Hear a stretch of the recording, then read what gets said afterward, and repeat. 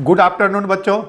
तो आज हम लोग टेस्ट सीरीज क्या हमारा 2 का डिस्कशन करने जा रहे हैं, जिसमें सबसे पहला जो ऑर्गेनिक का क्वेश्चन है वो क्या हमारा आइसोमरिज्म से आया हुआ है। ठीक है, 51 नंबर क्वेश्चन, जिसमें पूछा which of the following pair compound are position isomers, यानी स्ट्रक्चर आइसोमर्स का पूछा है कि कौन सा ऐसा पेयर पोजिशन आइसोमर्स है। तो फर्स्ट वाले ऑप्शन को अगर हम चेक करें, पहले वाले ऑप्शन को, तो ये देखना, इसमें क्या हमारा ये 1 2 3 4 5, यानी ये क्या हमारा 5 कार्बन की चेन है और जिसके 2 नंबर कार्बन पे क्या हमारा कीटोन ग्रुप लगा हुआ है। ठीक है, और इसी में फिर दूसरा जो है ये भी 5 कार्बन का क्या हमारा चेन है और कीटोन कितने नंबर पे लगा हुआ है, 3। इसे पूछा which of the following compound are position isomers. देखो पोजिशन आइसोमर्स के लिए सबसे पहले 2 कंडीशन आपको आना चाहिए। सबसे पहले पोजिशन आइसोमर्स जब भी होगा तो main chain, PC chain, parent chain में नंबर ऑफ आइटम क्या होना चाहिए, सेम। उसके बाद डबल बॉन्ड हो, चाहे ट्रिपल बॉन्ड हो, या फंक्शनल ग्रुप हो, या किसी ग्रुप ऑफ आइटम की पोजीशन चेंज होना चाहिए। ठीक है, ये 2 कंडीशन ऑलवेज याद रखना है कि पहला मेन चेन में नंबर ऑफ आइटम सेम होना चाहिए, उसका double bond, triple bond, functional group या किसी ग्रुप ऑफ आइटम की पोजीशन चेंज होना चाहिए। तो ये जो फर्स्ट ऑप्शन है ये क्या हमारा, इसमें क्या 5 कार्बन की चेन है, उसमें क्या हमारा कीटोन दिया हुआ है, तो एक में कितने 2 नंबर पे कीटोन दिया हुआ है, यानी ये क्या हमारा 5 कार्बन की मेन चेन बना है और ये इसका नाम क्या हमारा 2 पेंटेनोन है। और दूसरा इसी का देखो, इसी में पूछा कौन सा पेयर इसमें पोजिशन आइसोमर्स है, ये भी क्या हमारा 5 कार्बन की चेन है और कीटोन कितने पे आ गया, 2 नंबर पे आ गया। तो हम क्या देख रहे हैं, ये भी कितना 5 कार्बन की पीसी चेन बन रहा है और ये भी क्या हमारा 5 कार्बन का पीसी चेन बन रहा है। लेकिन इसमें हम क्या देख रहे हैं, एक में जो है कीटोन है ये कितने नंबर पे हमारा 2 नंबर पे आ रहा है, दूसरे में कीटोन क्या हमारा 3 नंबर पे आ रहा है। मेन चेन में नंबर ऑफ आइटम सेम है, लेकिन सीओ ग्रुप कीटोन की पोजीशन क्या हो गया, चेंज हो गया, इसीलिए कौन सा आइसोमर्स हो गया, पोजीशन आइसोमर्स, यानी कि हमारा फर्स्ट ऑप्शन हो गया। अब अदर 2 3 4 ऑप्शन को चेक करने की जरूरत नहीं है। ठीक है, तो अगले क्वेश्चन की तरफ बढ़ते हैं।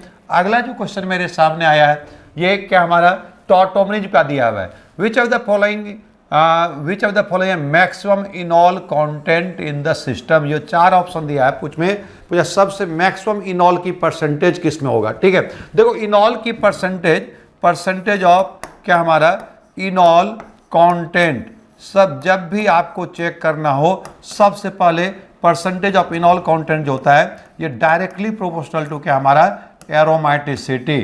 अगर एरोमेटिक इनॉल है तो इनॉल की परसेंटेज क्या होगा, सबसे ज़्यादा। नंबर 1 इनॉल की परसेंटेज जो होता है, परसेंटेज ऑफ इनॉल जो होता है ये भी directly proportional to acidic alpha hydrogen item होता है। क्या हमारा एसिडिक अल्फा हाइड्रोजन आइटम होता है। ठीक है, और भी क्या हमारा फैक्टर काम करता है। उसके बाद रिजोनेंस जो होता है, रिजोनेंस भी इनॉल की परसेंटेज को बढ़ाता है, लेकिन सबसे डोमिनेंट फैक्टर क्या होता है हमारा, एरोमेटिसिटी। अगर एरोमेटिक इनॉल बन रहा है तो उसका परसेंटेज सबसे ज़्यादा होगा और इनॉल की परसेंट जितना ज़्यादा होगा अल्फा हाइड्रोजन क्या होगा उतना ज़्यादा एसिडिक होगा। कभी भी अगर इस तरह का इनॉल परसेंटेज वाला आपको क्वेश्चन आता है तो आप सबसे पहले ये क्या हमारा 2,4 साइक्लोहेक्साडाइनोन, ये देखो इसमें अगर ये 2,4 साइक्लोहेक्साडाइनोन को अगर इसमें हम टॉटोमरिज्म करावें तो ये क्या हमारा अल्फा पे हाइड्रोजन है, ये क्या हमारा पाई इलेक्ट्रॉन विड्रॉ किया, डेल्टा नेगेटिव डेल्टा पॉजिटिव, इसकी टॉटोमराइजेशन करेंगे तो ये क्या हमारा कीटो से किस में चले गया, इनॉल में। और ये कैसा इनॉल बना, तो एरोमा ये फिनॉल बन गया और फिनॉल क्या हमारा एक एरोमेटिक इनॉल बना। फिनॉल कैसा इनॉल बना हमारा, एरोमेटिक इनॉल बना। तो सबसे ज़्यादा जो इसमें क्या हो जाएगा, एरोमेटिसिटी आ गया, तो एरोमेटिक के चलते यहाँ पे इनॉल की परसेंटेज क्या होगा, सबसे ज़्यादा। तो ऑलवेज क्या होता है, एरोमेटिक इनॉल की परसेंटेज क्या होता है, सबसे ज़्यादा, और इनॉल की परसेंटेज जितना ज़्यादा होगा अल्फा हाइड्रोजन क्या होगा उतनी ज़्यादा एसिडिक होगा। ठीक है, अब ये देखो इसको अगर ऐसा क्वेश्चन आता है तो सबसे पहले क्या हमारा इसको रखना है। उसके बाद डाई कार्बोनाइल कंपाउंड में, अगर डाई कार्बोनाइल कंपाउंड में के बीच में मिथिलीन ग्रुप CH2 है, दोनों तरफ बेंजीन रिंग लगा हुआ है तो वो आ जाएगा, फिर एक बेंजीन रिंग वाला आ जाएगा, फिर क्या हमारा एक बेंजीन रिंग आएगा, फिर क्या हमारा दोनों तरफ CO ग्रुप लगा हुआ, क्या हमारा CO ग्रुप लगा हुआ, बीच में क्या मिथिलीन ग्रुप है तो वो वाला आ जाएगा। तो यहाँ पे क्या हमारा ये एरोमेटिक इनॉल दे रहा है, इसीलिए इसकी क्या हमारा परसेंटेज क्या हो जाएगा, सबसे ज़्यादा हो जाएगा। ठीक है, अब ये देखो ये वाला जो है क्या हमारा C6H5 क्या हमारा CO CH2 है, CO CH3 है। ठीक है, तो ये क्या हमारा यहाँ भी है, लेकिन क्या हमारा इसमें अगर हम लोग चेक करें तो ये क्या हमारा CO, ये क्या हमारा CH2 CO CH3, यहाँ भी हाइड्रोजन एसिडिक है लेकिन ये एरोमेटिक इनॉल नहीं। एरोमेटिक इनॉल का मतलब बेंजीन रिंग के साथ क्या हमारा OH ग्रुप लगना चाहिए, इसलिए फर्स्ट वाले की इनॉल परसेंटेज क्या होगा, सबसे ज्यादा होगा। ठीक है, नंबर 1 पे ऑलवेज क्या हमारा ये क्या हमारा 1 2 3 4 5 6 यानी 2,4 साइक्लोहेक्साडाइनोन आएगा। उसके बाद क्या हमारा मिथिलीन के साथ दोनों तरफ क्या CO ग्रुप, अगर दोनों तरफ बेंजीन लगा हुआ है, ठीक है, तो ये सेकंड नंबर पे आएगा। फिर डाइकार्बोनिल कंपाउंड में एक बेंजीन रिंग वाला आ जाएगा, फिर उसके बाद तीसरे नंबर पे दोनों तरफ क्या हमारा मिथाइल वाला आ जाएगा। ठीक है, तो ये क्या हमारा थर्ड ऑप्शन इसमें चले गया। अगले क्वेश्चन की तरफ हम बढ़ते हैं। अगला क्वेश्चन है cyclic isomers of C5H10 are not including stereo isomers, है ना। ये क्या आपको पूछ रहा है, C5H10 का टोटल क्या हमारा ए साइक्लिक आइसोमर्स यानी ओपन चेन मतलब। देखो C5H10 जो है किस फार्मूला पे बेस्ड है, तो ये क्या हमारा CnH2n पे बेस्ड है और नॉट इंक्लूडिंग स्टेरियो मतलब इसमें स्टेरियो नहीं निकालना आपको, ज्योमेट्रिकल ऑप्टिकल नहीं निकालना, सिर्फ क्या निकालना है C5H10 का क्या हमारा स्ट्रक्चर आइसोमर्स निकालना है। और ए साइक्लिक फॉर्म का मतलब क्या हो गया, ये ओपन चेन में पूछ रहा है, सिर्फ किस पे निकालना आपको, ओपन चेन में। तो सबसे पहले ये CnH2n क्या हमारा अल्कीन की फार्मूला पे बेस्ड है, तो हम क्या करें, सबसे पहले अल्कीन की चेन बना दें। कितने कार्बन का, तो 5 कार्बन की अल्कीन की चेन बनाए, जिसमें एक नंबर पे क्या रखे हम, डबल बॉन्ड रखे। एक नंबर पे क्या रखे हम, डबल बॉन्ड। तो ये क्या बना, 1 ब्यूटीन बना। दूसरे नंबर पे हम क्या किए, ये 5 कार्बन की चेन था, डबल बॉन्ड को 2 पे लगा दिए, तो ये क्या बन गया हमारा 1 पेंटीन बना। दूसरा क्या बना हमारा 2 पेंटीन बना। तीसरे नंबर पे अगर ये डबल बॉन्ड को यहाँ पे रखेंगे तो फिर क्या हमारा 2 पेंटीन ही बनेगा। तो हम क्या कर रहे हैं, 5 कार्बन की जो चेन है इसको बदल दिए कितने में, 4 में, और 1 पे क्या रखे डबल बॉन्ड, और 2 पे क्या किए मिथाइल। तो देखो इसका नाम क्या बना, 2 मिथाइल क्या हमारा 1 ब्यूटीन। फिर इसको हम ऐसा कर सकते हैं, ये 4 कार्बन की चेन था, 1 नंबर पे डबल बॉन्ड, और मिथाइल को ले आए हम कितने 3 पे, तो ये क्या हमारा 1 2 3 4, तो ये क्या बन गया हमारा आपका 3 मिथाइल 1 ब्यूटीन। हमको सिर्फ किस में पूछ रहा है, हमारा अल्कीन में। अब ये देखो 4 कार्बन की चेन में डबल बॉन्ड कितने 1 पे रखे। फिर हम ऐसा कर सकते हैं कि 4 कार्बन की चेन है, ठीक है, 4 कार्बन की चेन है, लेकिन हम डबल बॉन्ड कितने पे कर दिए, 2 पे कर दिए, और 2 पे किसी भी तरफ से लगाए तो 2 पे क्या आ गया मिथाइल, तो 2 मिथाइल क्या बन गया 2 ब्यूटीन। क्या इससे कम का चेन बनेगा, क्या इससे कम का चेन नहीं बनेगा। देखो ये कितना हमारा 4 का है, अगर 3 का आप बनाओगे तो क्या हमारा नहीं बनेगा, क्योंकि तब कितना बॉन्ड बन जाएगा, इसमें 5 बॉन्ड बन जाएगा, तो 5 बॉन्ड तो कार्बन पे होता नहीं है। तो टोटल क्या हमारा एसाइक्लिक फॉर्म में यानी ओपन फॉर्म में C5H10 का जो स्ट्रक्चर बना वो कितना बना हमारा 5 बना है, ठीक है। और इसमें हमको इंक्लूडिंग नॉट इंक्लूडिंग स्टेरियो मतलब स्टेरियो आइसोमर्स त्रिविम समाविता इसमें नहीं पूछ रहा है, तो इसलिए इसका सही का आंसर कितना हो जाएगा हमारा, ये 4 आंसर चले गया यानी 5 आइसोमर्स हो गया, ठीक है। अगले क्वेश्चन की तरफ बढ़ते हैं हम लोग। नेक्स्ट क्वेश्चन है, how many isomeric ketone can be formed by C6H12O। C6H12O का पूछ रहा है कितने कीटोन फॉर्म हो सकता है, सिर्फ आपको कीटोन में स्ट्रक्चर बनाना है। तो सबसे पहले कीटोन में कितने 6 कार्बन की हम चेन बनाए, और 6 कार्बन की चेन में हम क्या किए CO ग्रुप को कितने नंबर पे लगाए, 2 नंबर पे लगाए, तो इसका नाम क्या बन गया हमारा 2 हेक्सेनोन। पहला स्ट्रक्चर तो ये बना दिए। देखो दूसरा स्ट्रक्चर हम क्या किए, ये 6 का ही चेन रखे, और 6 की चेन में हम क्या किए कीटोन को अब ले आए 3 नंबर पे, तो अब ये क्या बन गया 3 हेक्सेनोन। अब देखो इसको CO को यहाँ से हटा के अगर इस पे 4 नंबर पे रखे तो फिर इधर से 3 हेक्सेनोन ही बनेगा, है ना। तो यहाँ इसका मतलब 6 कार्बन की चेन में कीटोन 2 पे आया, फिर कीटोन क्या हमारा 3 पे आया। फिर अब देखो इसको हम ऐसा कर सकते हैं कि ये देखो ये इधर से क्या हमारा एक क्या हमारा इथाइल है, इधर से क्या हमारा नॉर्मल प्रोपाइल है। तो क्या नॉर्मल प्रोपाइल को हम आइसो प्रोपाइल में भी बदल सकते हैं क्या, नॉर्मल प्रोपाइल को किस में बदल दें हम आइसो प्रोपाइल में। तो ये क्या किया हम नॉर्मल प्रोपाइल को बदल लिए, ये नॉर्मल प्रोपाइल है, इसको क्या कर दिया हम आइसो प्रोपाइल में। इधर क्या रखे 2, देखो 1 2 ये क्या ये इधर से नंबर के इधर से साइड चेन को भी क्या मिलेगा हमारा कम से कम नंबर मिल रहा है। ये कितने पे जा रहा है हमारा, देखो ये क्या 1 2 3, इधर से भी 1 2 3 4 5, तो ये क्या बन गया 2 मिथाइल क्या हमारा 3 पेंटेनॉन, यानी ये नॉर्मल प्रोपाइल किस में बदल दिया हम, आइसोप्रोपाइल में। तो ये क्या बन गया हमारा 4। अब फिर हम इसको ऐसा कर सकते हैं क्या, चौथे नंबर में, हाँ, यानी ये नॉर्मल प्रोपाइल था, अब ये क्या हमारा देखो नॉर्मल ब्यूटाइल है, यानी दो ही पॉसिबिलिटी, कीटोन या तो 2 पे जाएगा या कीटोन क्या हमारा 3 पे जाएगा। 2 पे गया तो एक तरफ मिथाइल एक तरफ नॉर्मल ब्यूटाइल है, 2 पे लगाए तो एक तरफ इथाइल है दूसरे तरफ क्या नॉर्मल भी। इथाइल में चेंज नहीं कर सकते, लेकिन नॉर्मल प्रोपाइल को हम आइसोप्रोपाइल में बदल सकते हैं।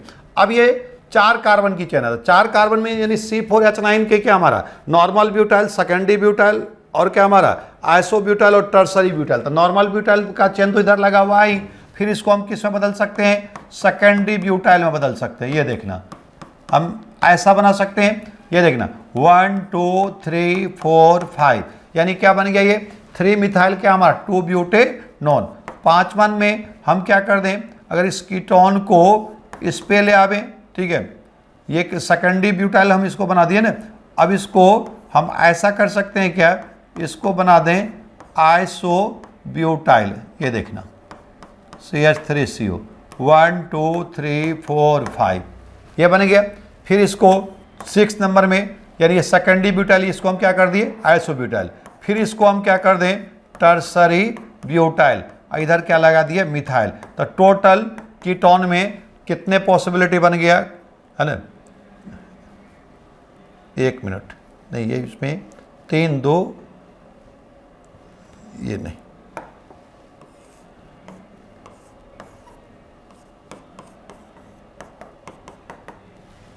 तो ये 1 हो गया, ये 2 हो गया, ये 3 हो गया, 3 हो गया, ये क्या हो गया हमारा 4। 4 में क्या कर दिया हम सेकेंडरी ब्यूटाइल कर दिए, ये क्या हमारा आइसोब्यूटाइल। और 6 नंबर में फिर हम इसको ऐसा कर दें,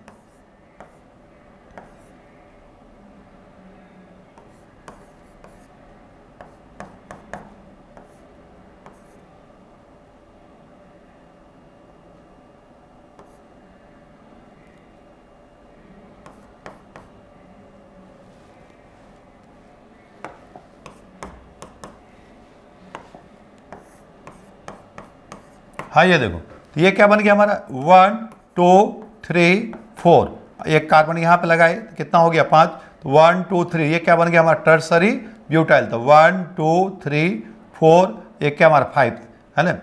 तो ये क्या हमारा टोटल स्ट्रक्चर जो अब बन गया कितना हमारा 6 बन रहा है, यानी कितने हमारा टोटल C6 क्या हमारा H12O दिया हुआ था। देखो सबसे पहले क्या किया हम 2 हेक्सेनॉन बनाए, तो पहला स्ट्रक्चर बना। ये फिर क्या किए 3 पे दिए, तो ये क्या बन गया हमारा 3 हेक्सेनॉन। फिर इसको हम क्या किए, ये जो इथाइल है, इथाइल को ये कितने 3 का चेन था, 3 के चेन को हम किस में बदल दिए आइसोप्रोपाइल में, है ना। अब फिर यहाँ से हम क्या किए, एक इधर से मिथाइल लगा दिए, तो टोटल जो बना हमारा कितना बन गया हमारा 6 बन रहा है।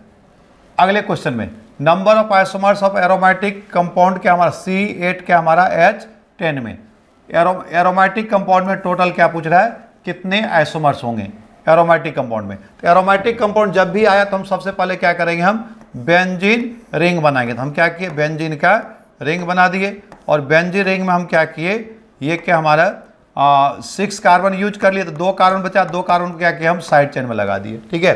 तो ये देखो मॉलिक्यूलर फार्म बैठ गया, ये कितना 6 या 2 8, तो ये क्या बन गया C8 क्या हमारा H10, इथाइल बेंजीन बना। फिर क्या किया हम इथाइल को ब्रेक कर दिए, किस में मिथाइल में, तो ये क्या बन गया ऑर्थोजाइलिन बन गया। फिर क्या किए इसको हम कर दिए मेटा पे, तो ये क्या बन गया मेटाजाइलिन बन गया।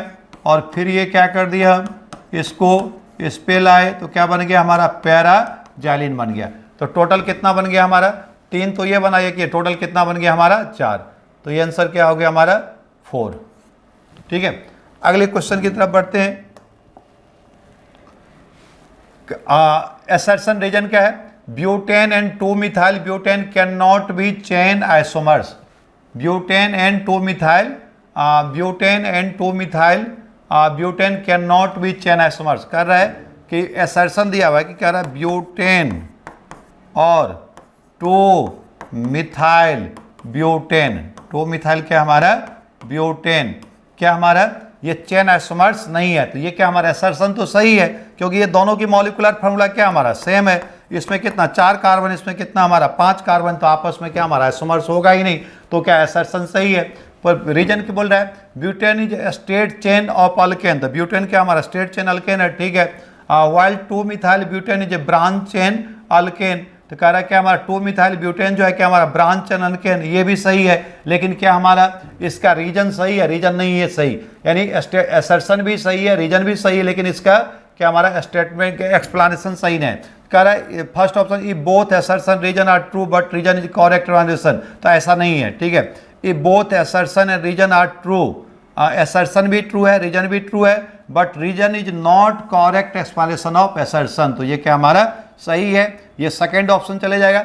असर्शन भी सही है, रीजन भी क्या हमारा, असर्शन एंड रीजन दोनों सही है, लेकिन reason not correct explanation of assertion, लेकिन क्या रीजन जो है करेक्ट एक्सप्लेनेशन असर्शन का नहीं दे रहा है, इसलिए क्या हमारा सेकंड ऑप्शन गया, ठीक है। अगले क्वेश्चन की तरफ बढ़ते हैं। अगला क्वेश्चन है molecule that are not superposable mirror image are chiral.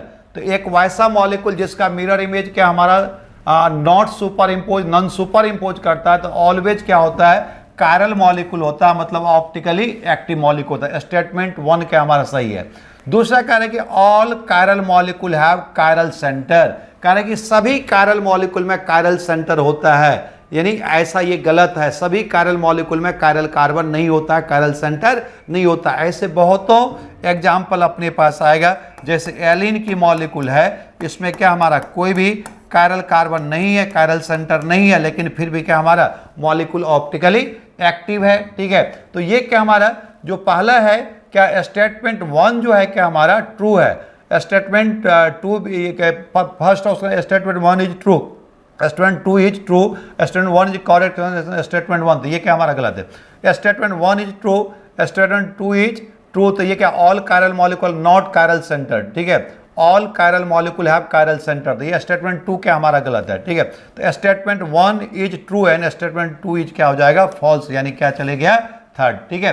यानी सभी जिसका भी mirror image non super impose करेगा वो उसमें क्या होगा, कायरल मॉलिक्यूल होगा, ऑप्टिकली एक्टिव होगा, लेकिन ऑल कायरल मॉलिक्यूल में कायरल सेंटर नहीं होगा। तो यानी क्या हमारा स्टेटमेंट 2 जो है वो क्या हमारा रॉन्ग है, इसलिए statement 1 is true and statement 2 is क्या हमारा फॉल्स। अगले क्वेश्चन की तरफ बढ़ते हैं। अगला जो क्वेश्चन है which of the following statement not correct, कौन सा स्टेटमेंट इसमें करेक्ट नहीं है। पहला कह रहा है कि enantiomers are essentially chiral and optically active, बिल्कुल सही है। जब भी इनिशियोमर्स होता है तो ऑलवेज कायरल होता है और ऑप्टिकली क्या होता है एक्टिव। दूसरा कह रहे हैं diastereomers are not necessarily chiral and optically active, ये भी सही है कि ऑलवेज डायस्टियोमर्स क्या हमारा कायरल ऑप्टिकली एक्टिव नहीं होता है, ठीक है। जैसे सिस और ट्रांस एक दूसरे का डायस्टियोमर्स है, लेकिन क्या ऑप्टिकली एक्टिव नहीं है, तो ये भी स्टेटमेंट सही है। कह रहे ऑल ज्योमेट्रिकल आइसोमर्स आर डायस्टियोमर्स, ये स्टेटमेंट सही है। सभी ज्योमेट्रिकल आइसोमर्स क्या होता है, डायस्टेरियोमर्स होता है। लेकिन फोर्थ कह रहा है कि all diastereomers are chiral optically active, ये बिल्कुल गलत है। सभी डायस्टियोमर्स कायरल और ऑप्टिकली एक्टिव नहीं होगा। सिस ट्रांस क्या होता है, डायस्टियोमर्स होता है, लेकिन कायरल और ऑप्टिकली एक्टिव नहीं होता है, तो ये वाला क्या हमारा नॉट करेक्ट, ये क्या हमारा सही नहीं है। हेलो एवरीवन, तो बेटा हम लोग नीट टेस्ट सीरीज के सेकंड पेपर के इनऑर्गेनिक पार्ट का डिस्कशन करने जा रहे हैं। तो यहाँ पर आप लोग देख सकते हैं, सबसे पहला क्वेश्चन आपको दिखाई दे रहा है, lattice energy of an ionic compound depends on. अगर लेटिस एनर्जी की बात करें तो लेटिस एनर्जी जो होती है बेटा वो चार्ज ऑफ आयन के ऊपर डिपेंड करती है, साइज ऑफ आयन के ऊपर डिपेंड करती है और डिपेंड करती है पैकिंग के ऊपर। तो बात करें अगर यहाँ पर ऑप्शन के अकॉर्डिंग, तो जो हमारा आंसर जाएगा वो जाएगा बेटा फर्स्ट ऑप्शन, क्योंकि यहाँ पर दोनों दिया हुआ है और यहाँ पर ओनली का यूज़ किया है, तो किसी एक के ऊपर डिपेंड नहीं करती है। नेक्स्ट क्वेश्चन की बात करें, among the following chloro compound having the lowest dipole moment, lowest dipole moment की बात हो रही है। तो यहाँ पर देखिए आप, ये जो आपको Cl दिख रहा होगा ये दोनों से एक दूसरे से ट्रांसपोजिशन पर है, और ट्रांसपोजिशन पर है तो यहाँ पर आप देख सकते हैं कि एक दूसरे से डायपोल मोमेंट क्या कर देंगे, कैंसिल आउट कर देंगे। तो जो ऑप्शन होगा हमारा वो सेकंड आंसर होगा।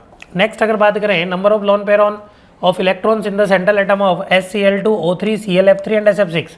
सल्फर के वैलेंस इलेक्ट्रॉन होते हैं बेटा 6 में से आपको यहाँ पर दिखाई दे रहे हैं 2 मोनोवैलेंट एटम, तो इलेक्ट्रॉन कितने बचेंगे 4 बोले तो 2 लोन पेयर। तो SCl2 में आ गया हमारे पास में 2 लोन पेयर। ओजोन की बात करें तो ओजोन का जो हम लोग स्ट्रक्चर बनाते हैं वो इस तरह से ड्रॉ करते हैं, जिसमें जो सेंट्रल एटम ऑफ ऑक्सीजन होता है उसके पास में होता है बेटा 1 लोन पेयर। तो 1 लोन पेयर हमारा यहाँ पर आ जाएगा। Cl के वैलेंस इलेक्ट्रॉन होते हैं बेटा 7 से आपके 3 मोनोवैलेंट एटम आपको दिखाई दे रहे हैं, बचे कितने आपके पास में 4। तो यहाँ पर फिर से आ जाएगा आपके पास में 2 लोन पेयर। सल्फर के वैलेंस इलेक्ट्रॉन होते हैं 6 से आपका 6 मोनोवैलेंट एटम है, यानी आपके पास में कोई लोन पेयर नहीं होगा, यानी 2 1 2 0, यानी आपका कौन सा ऑप्शन, सेकंड ऑप्शन। नेक्स्ट अगर बात करें तो PCl5 is well known but NCl5 is known. बेटा NCl5 कभी भी नाइट्रोजन की जो कोवेलेंसी है वो कभी भी ग्रेटर देन 4 नहीं होती। क्यों? क्योंकि उसके पास में कोई डी ऑर्बिटल नहीं होता है। तो आंसर हो जाएगा हमारा सेकंड ऑप्शन कि nitrogen does not have D orbital in its valence shell. बेटा नेक्स्ट क्वेश्चन हमारा 63, in the bonding MO of hydrogen electron density is increased between the nuclei. बिल्कुल सही बात है बेटा कि जो बॉन्डिंग एमओ होता है आपका BMO, उसमें जो 2 न्यूक्लियस होते हैं उन दोनों न्यूक्लियस के बीच में ही इलेक्ट्रॉन डेंसिटी क्या होती है, इंक्रीज होती है। अगर एंटी बॉन्डिंग होता है तो जो इलेक्ट्रॉन डेंसिटी होती है वो साइड में इंक्रीज होती है। ठीक है, तो पहला स्टेटमेंट तो हमारा क्या सही है, the bonding MO is sine A plus sine B which shows destructive interference. बेटा sine A plus sine B कभी भी डिस्ट्रक्टिव नहीं होगा, वो होगा आपका कौन सा, कंस्ट्रक्टिव इंटरफेरेंस। यानी आपका जो असर्शन है that is correct, reason is incorrect. तो आपका आ जाएगा कौन सा, सेकंड ऑप्शन। नेक्स्ट अगर बात करें कि ऐसा कंपाउंड जिसमें कोई पाई बॉन्ड नहीं है, तो हमें सबको पता है कि जो SiO2 होता है, SiO2 में हमें पता है कि 3 डायमेंशनल स्ट्रक्चर बनाता है, और ये 3 डायमेंशनल स्ट्रक्चर जब बनाएगा तो यहाँ पर हम लोग देख सकते हैं जो सिलिकॉन होता है वो 4 सिग्मा बॉन्ड बनाता है, कोई पाई बॉन्ड नहीं होता है, यानी हमारा आंसर होगा कौन सा, फोर्थ ऑप्शन।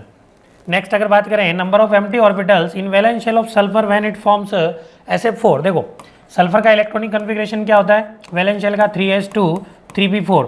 3p4 की अगर बात की जाए बेटा तो ये रहा आपके 4 इलेक्ट्रॉन, और d ऑर्बिटल जो होता है वो पूरा खाली होता है अभी, और सल्फर के S में भी कितना हो गया आपके पास, 2 इलेक्ट्रॉन हो गया।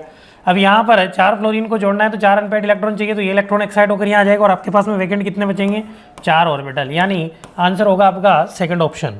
नेक्स्ट अगर बात करें the correct order of an electron pair से रिपल्सिव इंट्रैक्शन। रिपल्सिव इंट्रैक्शन के ऑर्डर की अगर बात करें तो लोन पेयर के बाद में lone pair then bond pair repulsion होता है, यानी हमारा आंसर होगा सेकंड ऑप्शन। नेक्स्ट अगर बात करें which type of molecule might have a non zero dipole moment, जिसका डाइपोल मोमेंट जीरो ना हो, तो ऐसा कौन सा हो सकता है भाई। तो हमें पता है कि जैसे A B2L2 बनाएंगे जब, और B2L2 जब बनाएंगे तो हमारे पास में 2 लोन पेयर होंगे। यही एक ऐसी कंडीशन होती है जिसमें डाइपोल मोमेंट जो होता है वो नॉन जीरो पॉसिबल होता है, बाकी सभी में क्या पॉसिबल होता है, जीरो पॉसिबल होता है। AB4 टेट्राहेड्रल हो जाएगा, AB2L3 की बात करें तो लीनियर मॉलिक्यूल हो जाएगा जिसमें कैंसिल आउट हो जाएगा, ये स्क्वायर प्लेनर होता है जिसमें फिर से कैंसिल आउट हो जाता है। नेक्स्ट अगर बात करें स्ट्रॉन्गेस्ट हाइड्रोजन बॉन्ड, तो बेटा हमें पता है कि हाइड्रोजन बॉन्ड जो होता है डिपेंड करता है इलेक्ट्रोनेगेटिविटी, तो इलेक्ट्रोनेगेटिविटी के बेसिस पर अगर देखोगे तो आपका कौन सा ऑप्शन आ जाएगा, थर्ड ऑप्शन FHF। नेक्स्ट अगर बात करें shape of CO2 molecule, CO2 molecule जो होता है बेटा लीनियर होता है, तो लीनियर अगर मॉलिक्यूल है आपके पास में, तो यहाँ पर जो आप मॉलिक्यूल देख रहे हैं उनमें लीनियर कौन सा होता है, BF2। तो सेकंड ऑप्शन आपका करेक्ट होगा। विच of the following species is non polar with presence of polar bond and lone pair of electrons on central atom. देखिए सबसे पहली खासियत क्या है, आपको ये ढूंढना है कि बॉन्ड पोलर होना चाहिए और साथ में लोन पेयर होना चाहिए, बट ओवरऑल रिजल्टेंट कितना आना चाहिए, 0 आना चाहिए। तो ऐसा होता है बेटा स्क्वायर प्लेनर का केस। अगर XCF4 की बात की जाए तो आपके पास में XCF4 में होते हैं 2 लोन पेयर, पोलर बॉन्ड है, लेकिन ओवरऑल डाइपोल मोमेंट कितना आएगा, 0, क्योंकि आपस में कैंसिल आउट करेंगे एक दूसरे का। So third option is the correct answer. Next formal charge on central atom of ozone, तो सेंट्रल एटम ऑफ ओजोन की बात की जाए तो जो ऑक्सीजन होता है सेंट्रल एटम, यहाँ पर आपके पास में एक लोन पेयर होता है और इसके ऊपर जो फॉर्मल चार्ज होता है वो होता है आपका +1, यहाँ पर होता है -1 और इसका होता है कितना, 0। जो भी कोऑर्डिनेट बॉन्ड बना ले जिसमें इलेक्ट्रॉन डोनर होता है उसके ऊपर +1 और जो एक्सेप्टर होता है उसके ऊपर -1 फॉर्मल चार्ज होगा। तो आंसर हो जाएगा आपका कौन सा, +1, फर्स्ट ऑप्शन। नेक्स्ट अगर बात करें विच of the following is an electron deficient molecule, electron deficient molecule कौन सा होता है बेटा, तो यहाँ पर अगर आप देखेंगे इलेक्ट्रॉन डेफिशिएंट मॉलिक्यूल, तो ये आपका इलेक्ट्रॉन एफिशिएंट है, ये भी एफिशिएंट है, ये भी एफिशिएंट है। डेफिशिएंट होता है बेटा आपका सेकंड ऑप्शन B2S6 जो कि इलेक्ट्रॉन डेफिशिएंट मॉलिक्यूल होता है। Which molecule does not exist, तो बात करते हैं MOT की जिसमें बॉन्ड ऑर्डर 0 आ जाए, तो हमने पढ़ के रखा है कि He2 Be2 Ne2 इन सब का बॉन्ड ऑर्डर कितना होता है, 0, और जब सबका बॉन्ड ऑर्डर 0 होगा तो यहाँ पर जो मॉलिक्यूल दिया हुआ है हमें वो दिया हुआ है Be2। नेक्स्ट अगर बात करें bond angle of H2S is greater than H2O, तो बात कर लेते हैं H2 और H2S के बॉन्ड एंगल की। तो देखो बेटा यहाँ पर जो बॉन्ड एंगल होता है वो होता है आपका 104.5 डिग्री और यहाँ पर होता है आपका अप्रोक्स 92 डिग्री। तो यहाँ पर अगर आप देखोगे असर्शन, तो ये असर्शन तो हमें क्लियरली रॉन्ग दिखाई दे रहा है। Number 2, electronegativity of the central atom increases. Electronegativity अगर सेंट्रल एटम की बढ़ रही है, अब जैसे यहाँ पर देखिए ऑक्सीजन की जो इलेक्ट्रोनेगेटिविटी होती है वो सल्फर से ज़्यादा होती है, तो electronegativity increases, bond angle decreases, यानी ये तो गलत बोल गया, यानी दोनों स्टेटमेंट क्या हो गए हमारे इनकरेक्ट। तो यहाँ पर हम लोग देखेंगे बोथ आर फॉल्स। नेक्स्ट अगर बात करें ratio of sigma two pi bond हमें निकालना है। सिग्मा टू पाई बॉन्ड का जब रेशियो निकालोगे तो बेंजीन में निकालना है C6H6। तो यहाँ पर अगर बात करें तो हमारे पास में 3 पाई बॉन्ड होते हैं और सिग्मा होते हैं आपके टोटल 12। तो 12 बाई अगर आप करोगे कितना 3, तो यहाँ पर आ जाएगा आपका 4, दैट इज सेकंड ऑप्शन।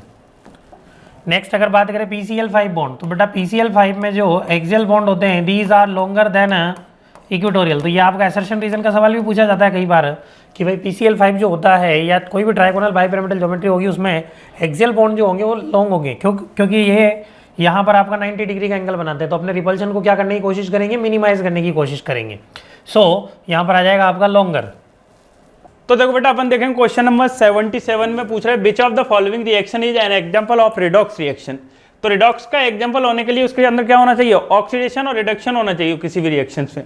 तो यहाँ जीनोन वाले में देखो फर्स्ट में कितना आ रहा है चार्ज, देखोगे तो इस पर +4 आ रहा है। ऑक्सीजन पे देखोगे तो यहाँ कितने चार्ज है +1, क्योंकि F2 आ रहा है तो मोर इलेक्ट्रोनेगेटिव है, तो बॉन्ड ब्रेक होगा तो ऑक्सीजन पे +1 चार्ज आएगा और फ्लोरीन पे -1 जाएगा। यहाँ देखोगे तो फ्लोरीन पे कितना आ रहा है -1 और जीनोन पे कितना चार्ज आएगा +6, ऑक्सीजन पे कितना आएगा 0। तो ये +4 से कहाँ जा रहा है +6, तो ऑक्सीडेशन हो रहा है, और ये +1 से कहाँ जा रहा है 0, तो रिडक्शन। ऑक्सीडेशन और रिडक्शन दोनों ही पॉसिबल है, तो रिएक्शन कैसी होगी अपने पास, रिडॉक्स रिएक्शन होगी। तो फर्स्ट ही अपनी कौन सी रिएक्शन होगी, रिडॉक्स।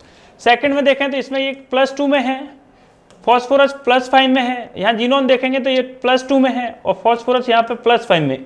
तो देखो फॉस्फोरस +5 में, यहाँ भी फॉस्फोरस किसमें +5 में, तो इसका क्या नहीं होगा बेटा अपने पास, ना तो ऑक्सीडेशन हो रहा है ना रिडक्शन हो रहा है। रिडॉक्स रिएक्शन जब भी हो सकती है जब दोनों की ऑक्सीडेशन और रिडक्शन दोनों ही पॉसिबल हो। Next question, the species given below that does not show disproportionation reaction. तो डिस्प्रोपोर्शनेशन रिएक्शन का मतलब क्या होगा, डिस्प्रोपोर्शनेशन रिएक्शन का मतलब होता है कि सेम एटम का oxidation as well as reduction होना चाहिए, पर एटम सेम होना चाहिए। तो एटम सेम, फर्स्ट में देखो कि Br4 माइनस आ रहा है तो इस पर जो चार्ज आएगा वो +7 आएगा, तो इसका ओनली क्या पॉसिबल है अपने पास, रिडक्शन पॉसिबल है, ऑक्सीडेशन नहीं होगा। क्योंकि ब्रोमीन जो होता है अपने पास, तो ब्रोमीन की जो रेंज होती है वो कहाँ से कहाँ होगी, -1 to +7 होगी, और -1 to +7 होगी। तो अब +7 पे पहले से ही हाईएस्ट ऑक्सीडेशन स्टेट में, तो इसका केवल रिडक्शन पॉसिबल है, ऑक्सीडेशन तो हो ही नहीं सकते। तो ये फर्स्ट वाला ही ऑप्शन जो होगा क्या नहीं होगा अपने पास, डिस्प्रोपोर्शनेशन शो नहीं करेगा। सेकंड वाले में देखेंगे तो Br माइनस है, तो यहाँ पे ब्रोमीन किस में +1 में, इसका रेंज कहाँ से -1 to +7 है। अब इसका ऑक्सीडेशन भी हो सकता है और रिडक्शन भी हो सकता है। ऑक्सीडेशन देखोगे तो ये किस में जा सकता है, +3, +5, +7 में जा सकता है, और रिडक्शन देखो तो +1 से किस में जा सकते हैं, -1 में भी जा सकते हैं। ऐसे ही Br2 माइनस का देखो तो +3 में है, तो इसका भी ऑक्सीडेशन और रिडक्शन दोनों ही पॉसिबल है सेम एटम के ब्रोमीन के, तो इसके अंदर भी कैसी होगी, डिस्प्रोपोर्शनेशन रिएक्शन। Br3 माइनस का देखोगे तो ये भी +5 में आ गया, तो जो ब्रोमीन जो है अपने पास उसका ऑक्सीडेशन और रिडक्शन दोनों ही पॉसिबल है, तो इसलिए ये तो डिस्प्रोपोर्शनेशन रिएक्शन होंगे अपने पास सेकंड, थर्ड और फोर्थ। कौन सा होगा अपने पास, फर्स्ट, क्योंकि उसके अंदर क्या पॉसिबल है, ओनली रिडक्शन पॉसिबल है, ऑक्सीडेशन नहीं होगा ब्रोमीन का। Oxidation number of potassium in K2O, K2O2 और KO2। तो यहाँ देखेंगे बेटा अपने पास तो K2O दे रखा है, दूसरा K2O2 दे रखा है और KO2 दे रखा है। तो यहाँ देखोगे तो ये ऑक्सीजन है वो किसमें, ऑक्साइड में है, तो चार्ज कैसा होगा इसमें, -2। यहाँ देखोगे तो इसमें जो ऑक्सीजन है वो कौन से फॉर्म में आ रहा है, परोक्साइड में, तो परोक्साइड में ऑक्सीजन पे चार्ज कितना होता है, -1। और यहाँ पोटेशियम सुपर ऑक्साइड में देखोगे तो यहाँ पर जो ऑक्साइड है वो किसमें, सुपर ऑक्साइड फॉर्म कर रहा है, तो इस पर जो चार्ज होगा वो कितना होगा, 1/2। तो इस पोटेशियम पर भी चार्ज कितना आएगा, +1, इस पर भी कितना रहेगा, +1। और अपने पास फर्स्ट ग्रुप का कोई भी एलिमेंट होता है तो उन सब पर चार्ज कितना होता है, +1 ही होता है उनका ऑक्सीडेशन स्टेट। नेक्स्ट है बेटा अपने पास the following identify the species with an atom in +6 oxidation state. तो +6 ऑक्सीडेशन स्टेट बतानी है अपने को। फर्स्ट में देखा अपन ने MnO4 माइनस है, तो मैग्नीशियम का निकालना है, तो इसको तो क्या ले लेते हैं बेटा अपन X। ऑक्सीजन किसकी तरह बनना चाहेगा, नियॉन की तरह बनना चाहेगा, तो कितने इलेक्ट्रॉन गेन करेगा 2, तो इस पर चार्ज कैसा होगा -2 इंटू 4। ओवरऑल चार्ज कितना आ रहा है इस पे -1, तो x इक्वल टू कितना आ जाएगा अपने पास -1 प्लस 8 इक्वल टू +7, लेकिन चाहिए कितना अपने को बेटा +6। अब इसमें देखेंगे तो कॉम्प्लेक्स कंपाउंड का क्वेश्चन है, तो साइनाइड जो है वो किसकी तरह बिहेव करेगा, लिगैंड की तरह बिहेव करेगा, तो इस पर चार्ज कितना होता है -1, तो क्रोमियम को तो क्या ले लिया अपन ने x -1 इंटू 6, ओवरऑल चार्ज कितना आ रहा है इस पे -3, तो x इक्वल टू कितना आ जाएगा अपने पास -3 प्लस 6, तो ये होगा अपने पास +3।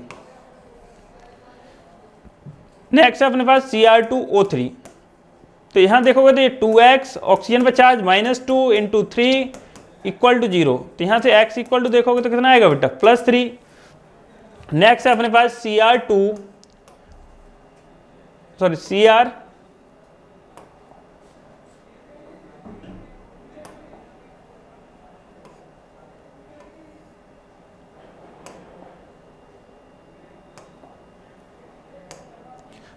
तो CrO2 Cl2 दे रखा है, तो Cr को तो क्या ले लिया बेटा अपन ने x, ऑक्सीजन पे चार्ज -2, कितने ऑक्सीजन है 2, क्लोरीन पे चार्ज कितना होगा -1 इंटू 2, ओवरऑल पे चार्ज कितना है इस पे 0, तो x इक्वल टू कितना आ जाएगा अपने पास +6। तो अपने को पूछा कितना है कि किस पे +6 चार्ज होगा, तो किस में आएगा अपने पास 4th ऑप्शन पर आएगा। Next the reaction of sulphur in alkaline medium is given below, तो अपने को जो रिएक्शन है वो बेसिक मीडियम में पूछ रहा है और ए के लिए वैल्यू पूछ रहा है, और रिएक्शन जो देख रहे हो आप डिस्प्रोपोर्शनेशन रिएक्शन हो रही है, क्योंकि सल्फर का ही तो क्या हो रहा है इसमें ऑक्सीडेशन, और सल्फर का ही क्या हो रहा है रिडक्शन। तो ऐसा क्वेश्चन कभी भी आ जाए तो उसका रेशो निकाल के करो, क्योंकि रेडॉक्स रिएक्शन होगी तो एक का ऑक्सीडेशन और एक का रिडक्शन हो रहा होगा, तो ऐसा क्वेश्चन कभी भी आ जाए तो डिस्प्रोपोर्शनेशन रिएक्शन में जो एटम दे रखा है जिसका सेम एटम का ऑक्सीडेशन और रिडक्शन हो रहा है उसे 2 बार लिख लो। एक किस में जा रहा है S2 में जा रहा है माइनस में, और दूसरा S2O3 2 माइनस में जा रहा है। बाकी की चीज़ यहाँ पर बाद में बैलेंस करेंगे, पहले अपने को सेंट्रल एटम को ही बैलेंस करना है। इसका ऑक्सीडेशन नंबर देखोगे तो 0, इसका 0, इसका -2 और इसका आ रहा है +2। इसके बाद अपने को एटम बैलेंस करने रहेंगे। यहाँ S8 आ रहा है, 8 बैलेंस कर दिए, यहाँ 8 है तो यहाँ 2 आ रहे हैं, तो यहाँ बैलेंस करने के लिए कितने से मल्टीप्लाई कर दोगे 4 से। अब रेशो देख लो, इनका रेशो क्या आता है, ये 0 से कहाँ जा रहा है -2, तो कितने का डिफरेंस आ रहा है 2 का, 1 से 2 का डिफरेंस है, तो 8 से कितने का हो जाएगा 16 का। इसमें भी 0 से कहाँ जा रहा है +2, डिफरेंस कितने का है 2 का, तो फिर 8 से कितने का हो जाएगा अपने पास, तो ये कैंसिल आउट हो जाएंगे। रेशो देखोगे 1:1 आ रहा है, तो ये दोनों मल्टीप्लाई हो जाएंगे आपस में। सेम रेशो इधर भी मल्टीप्लाई करोगे आप, क्रॉस मल्टीप्लाई, तो ये आ जाएगा अपने पास 2S8 से बन रहा है अपने पास 8S2 माइनस 4S2O3 2 माइनस। अब अपने को हाइड्रोजन और ऑक्सीजन को बैलेंस करना है, तो देखो ऑक्सीजन इधर आ रहा है अपने पास 12 और इधर ऑक्सीजन अपने पास कोई है नहीं। जब भी अपने पास ऑक्सीजन डेफिशिएंट जिस साइड होंगे उसके अपोजिट में जितने ऑक्सीजन है उतने ही क्या जोड़ दो बेटा वाटर मॉलिक्यूल, तो यहाँ कितने आ जाएंगे अपने पास 12H2O, और इसके डबल उसके अपोजिट में क्या जोड़ दो OH माइनस, तो कितना आ जाएगा अपने पास 24OH माइनस। 2 से पूरी रिएक्शन डिवाइड हो रही है, तो ये आ जाएगा 12OH minus S8 4S2 minus 2S2O3 2 minus 6H2। किसके लिए पूछ रहा है अपने को, A पूछ रहा है, A दे रखा है OH के साथ, तो कितना आ रहा है अपने पास 12।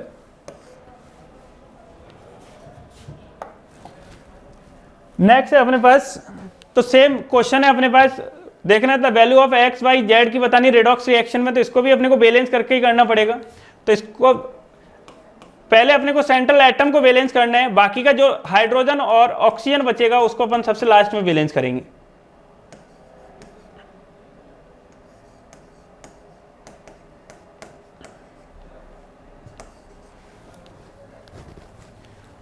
तो ये आ रहा है अपने पास NaBr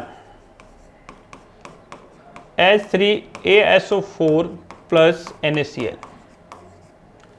तो अब यहां से देखा बेटा, तो यहां पे जो सेंट्रल एटम है आर्सेनिक है, आर्सेनिक पे चार्ज कितना आ रहा है अपने पास 3 और 1 2 और 1 3 हो जाएगा, 3 तो प्लस का है और माइनस का 8 है, तो ये आ रहा होगा अपने पास +5 चार्ज आएगा यहाँ पर। सॉरी 4 नहीं है 3 है।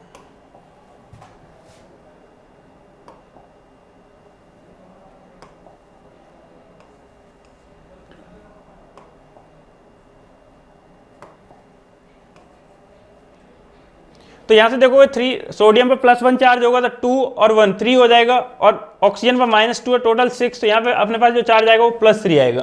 Br पे देखोगे तो यहाँ जो चार्ज आ रहा है वो +5 होगा।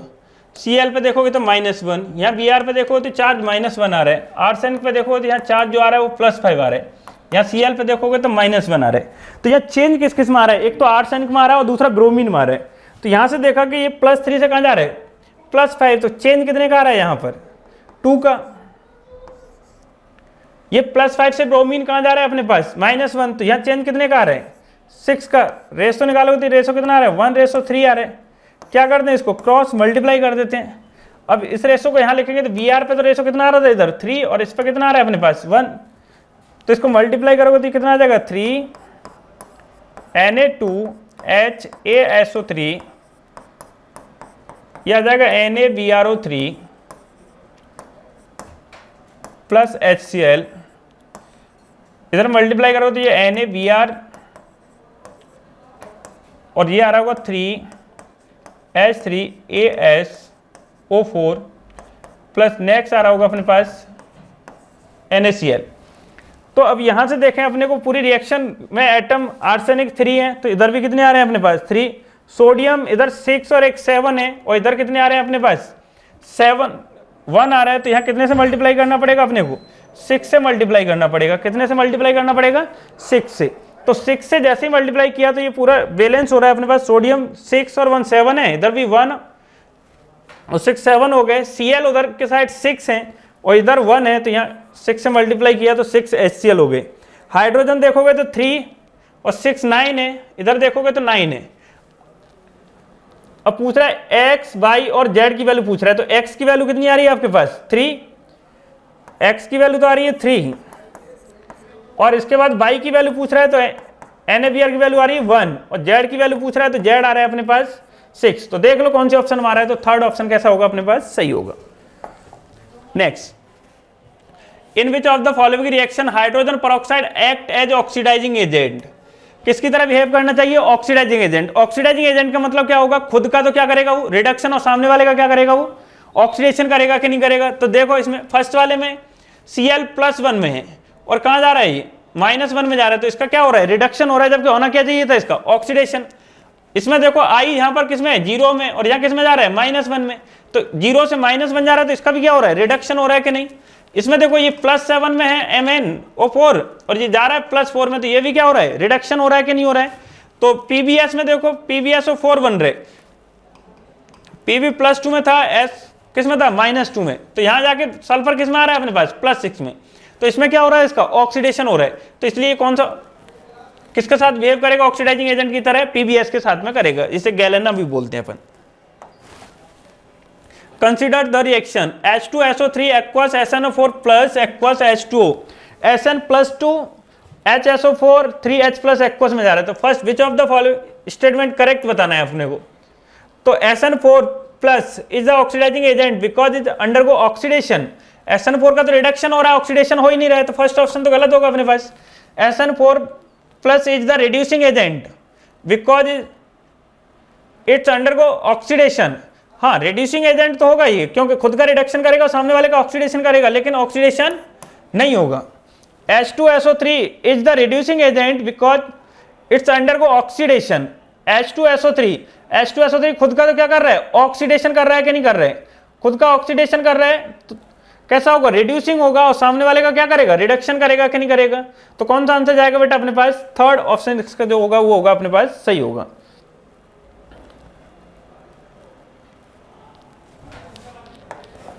नेक्स्ट है which of the following can not function as an oxidising agent.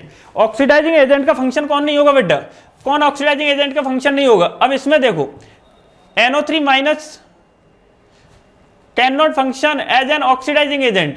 तो देखो NO3-1 किसका फंक्शन है, खुद का क्या करेगा, ये रिडक्शन करेगा कि नहीं ऑक्सीडाइजिंग। तो यहां पर ये किसमें +5 में है कि नहीं, +5 में तो इसका केवल क्या पॉसिबल है, रिडक्शन ही पॉसिबल है कि नहीं है। तो खुद का तो क्या करेगा ये रिडक्शन और सामने वाले का ऑक्सीडाइज करेगा कि नहीं करेगा। दूसरा देखो बेटा, यहाँ पे देखो ये +6 में है तो ये खुद का क्या करेगा, रिडक्शन करेगा कि नहीं, ऑक्सीडेशन इसका भी पॉसिबल नहीं है। सल्फर जो दोनों ही कर सकता है बेटा, डिस्प्रोपोर्शनेशन की तरह रहेगा, क्योंकि सल्फर कहाँ से कहाँ होता है, -2 कहाँ जाता है, +6 जाता है कि नहीं, तो ऑक्सीडेशन और रिडक्शन दोनों ही हो सकते हैं, तो ऑक्सीडाइजिंग एजेंट नहीं होगा। लेकिन वैसे देखा जाए तो सबसे ज्यादा अच्छा ऑक्सीडाइजिंग एजेंट कौन होगा, I- होगा। टॉप टू बॉटम भी जाते हैं तो ऑक्सीडाइजिंग नेचर क्या होता है, इंक्रीज होता है। नेक्स्ट क्वेश्चन है 86 ना, compound with molecular C3H6 can shows, यानी position isomers, both position isomers and metamers, metamerism और फंक्शनल, और फोर्थ क्या फंक्शनल ग्रुप आइसोमरिज्म। देखो C3H6 क्या हमारा O, ये जो है किस फॉर्मूला बेस्ड है, तो ये बेस्ड है CnH2nO, और CnH2nO जो है ये फार्मूला होता है किसका, एक तो होता है एल्डिहाइड का होता है, और दूसरा ये किसका होगा, हमारा कीटोन का होगा। एल्डिहाइड का और कीटोन और भी कंपाउंड का होता है, अनसर अल्कोहल, अनसर ईथर का भी होगा। तो हम तो इसी में चेक कर रहे हैं पहले, तो ये देखो इससे हम क्या किए, एल्डिहाइड बना दिए, 3 कार्बन का एल्डिहाइड बना। एल्डिहाइड जो है फिर क्या हमारा कीटोन में बदल गया। अब ये देखो इसमें क्या पोजिशन आइसोमर्स, कभी भी कार्बन कंटेनिंग क्या हमारा जो terminal carbon containing functional group होता है, यानी कीटोन को छोड़ के कभी पोजिशन आइसोमर्स नहीं शो करेगा। कीटोन मिनिमम कितना, आपको 5 कार्बन से पोजिशन आइसोमर्स शो करेगा, 4 में भी पोजिशन आइसोमर्स नहीं होगा, तो 3 में तो हो ही नहीं सकता है, तो पोजिशन आइसोमर्स नहीं होगा। Both position and metamerism, metamerism नहीं होगा, मेटामरिज्म 4 में नहीं हो सकता है, तो 3 का है तो कैसे देगा। उसके बाद फंक्शनल ग्रुप आइस, देखो एल्डिहाइड है और एल्डिहाइड किस में बदल गया, कीटोन में, इसलिए कौन सा आइसोमर्स हो जाएगा, फंक्शनल आइसोमर्स।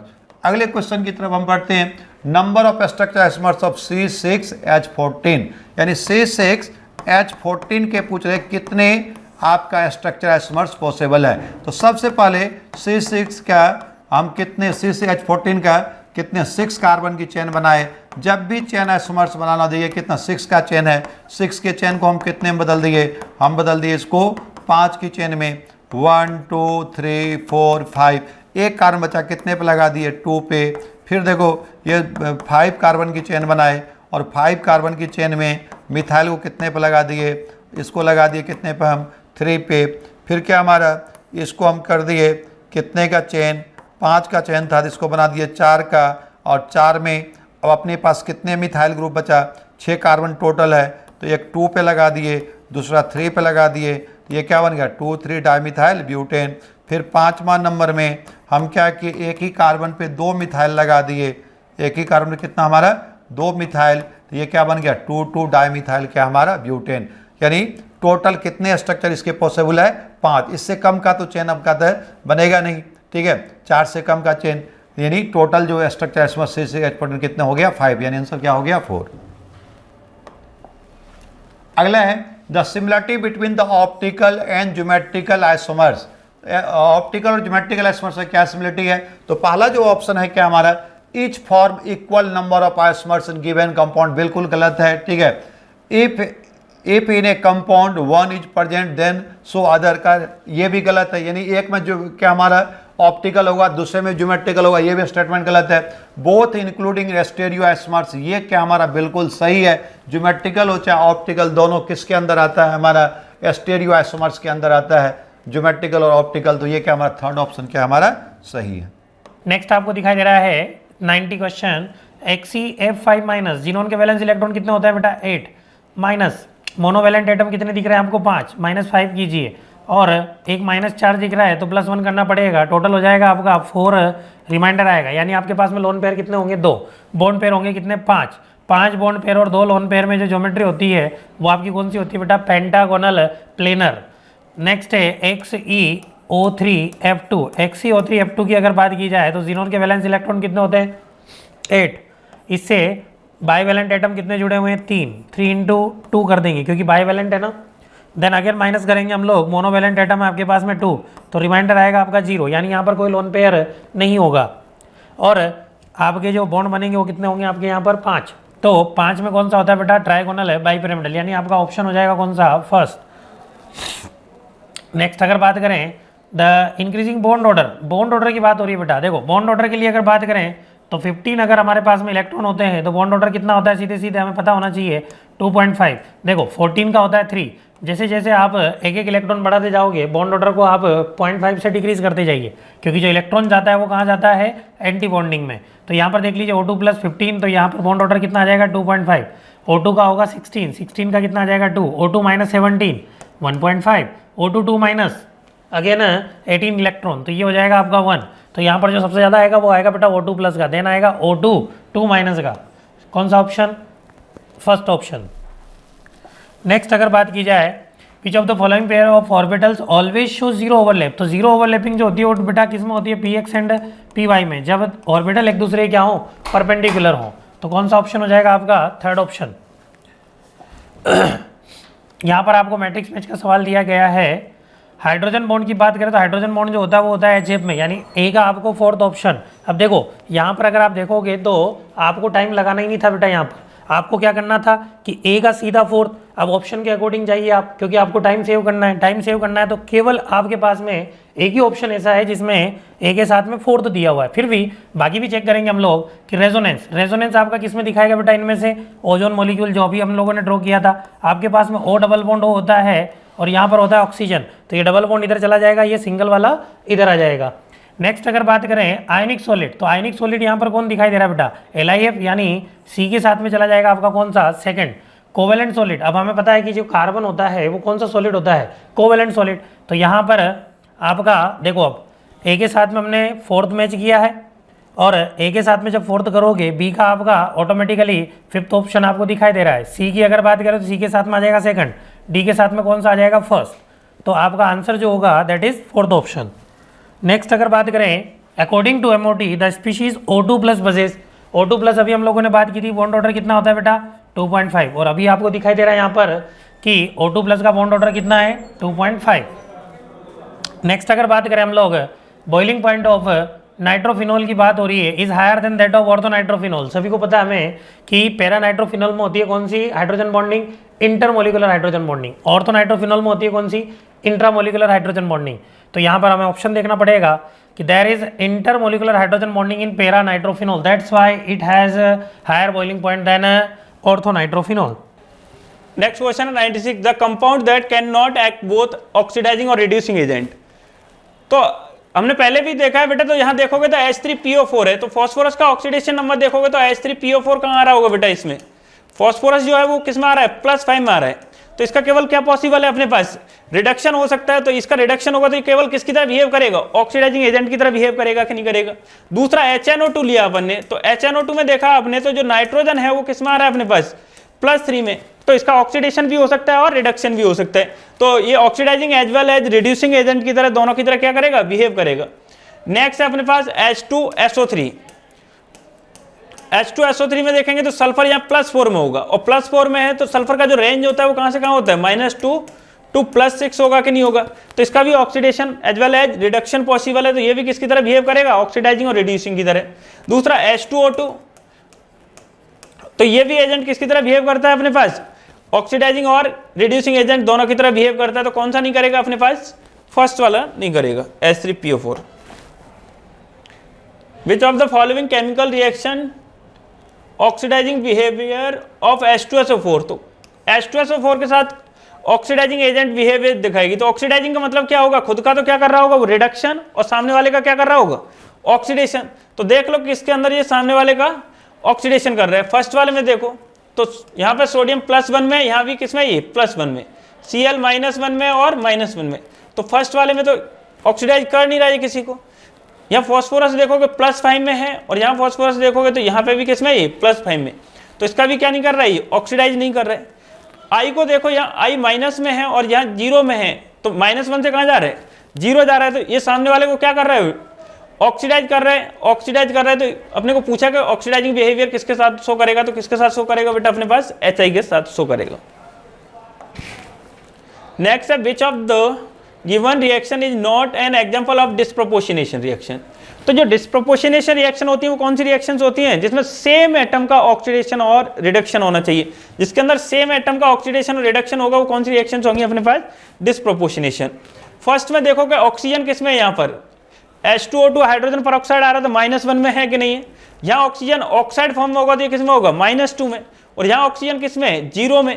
तो पूरी फर्स्ट रिएक्शन में अपन ने देखा तो ऑक्सीजन का ऑक्सीडेशन भी हो रहा है और रिडक्शन भी हो रहा है। -1 से -2 आ रहा है तो इसका मतलब इसका रिडक्शन हो रहा है, क्योंकि हायर ऑक्सीडेशन से कहाँ आ रहा है, लोअर में, और -1 से 0 जा रहा है तो मिनिमम से कहाँ जा रहा है, मैक्सिमम जा रहा है। तो इसका क्या हो रहा है अपने पास, ऑक्सीडेशन हो रहा है। तो इसलिए उसने डिस्प्रोपोर्शनेशन ही पूछा है, तो कौन सा आंसर जाएगा अपने पास, फर्स्ट ही चला जाएगा। If the above equation is the valence with the integer coefficient the value of C का वैल्यू बताना है बेटा अपने को। यहाँ 2 नहीं आएगा, इसमें केवल MnO4 ही आएगा। तो मैं बताया था आपको कि कभी भी वैलेंसिंग आ जाए तो MnO4 माइनस सेंट्रल एटम को लिखना है, OH और H को हम बाद में बैलेंस करेंगे। यहाँ कितना आ जाएगा 2 माइनस, ये किस में जा रहा है, Mn2 प्लस में जा रहा है, और दूसरा जा रहा है अपने पास CO2 में। तो सबसे पहले तो क्या करेंगे, अपने को बैलेंस करना है रिएक्शन को, ईच एटम का ऑक्सीडेशन नंबर। Mn का कितना आ रहा है +7, कार्बन का कितना है यहाँ पर +3, Mn यहाँ पर कितना है +2 में, और कार्बन किस में यहाँ पर +4 में। इससे होने के बाद में हम नेक्स्ट जो करेंगे वो एटम्स को बैलेंस करेंगे जो सेंट्रल एटम होंगे। यहाँ Mn1 है, यहाँ पे भी 1 है, कार्बन यहाँ 2 है, तो यहाँ पे भी कितना मल्टीप्लाई कर दोगे 2 से। अब रेशो देख लो बेटा कि इसमें कितने चेंज आ रहे हैं, 7 से कहाँ आ रहा है 2 में, कितने का चेंज आ रहा है 5 का। कार्बन +3 से कहाँ जा रहा है +4, तो एक कार्बन से कितने का चेंज आ रहा है, एक कार्बन से 1 का चेंज आ रहा है, एक कार्बन से 1 का चेंज आ रहा है, तो 2 कार्बन से कितने का चेंज होगा अपने पास 2 का। क्या कर दो इसको आपस में क्रॉस मल्टीप्लाई, सेम रेशो को कहाँ लिख लो प्रोडक्ट साइड में, और उसको भी क्या कर दो क्रॉस मल्टीप्लाई। तो ये कितना आ जाएगा 2 MnO4 माइनस आ जाएगा 5 C2O4 2 माइनस Mn2 प्लस बन रहा होगा, दूसरा बन रहा होगा 10 CO2। तो अब अपने पास जो सेंट्रल एटम है वो तो वैलेंस है, अब ऑक्सीजन वैलेंस नहीं है। तो मीडियम कैसा दे रखा है अपने को, H+ दे रखा है, तो एसिडिक मीडियम में करना है। तो यहां देखें तो ऑक्सीजन कितने आ रहे हैं रिएक्टेंट साइड में 8 और 28 आ रहे हैं, और इधर देखोगे तो 20। तो यहां पर वाटर ऑक्सीजन डेफिशिएंट है उस साइड, तो क्या जोड़ दो वाटर मॉलिक्यूल, तो कितने मॉलिक्यूल 8H2 ऐड कर दोगे, और जितने वाटर मॉलिक्यूल ऐड किए उसके डबल H+ उसके अपोजिट में ऐड कर दो, तो 16H+ आ जाएगा। पूछा किसका अपने को, H+ के लिए पूछ रहा है, तो कितना आ रहा है अपने पास 16।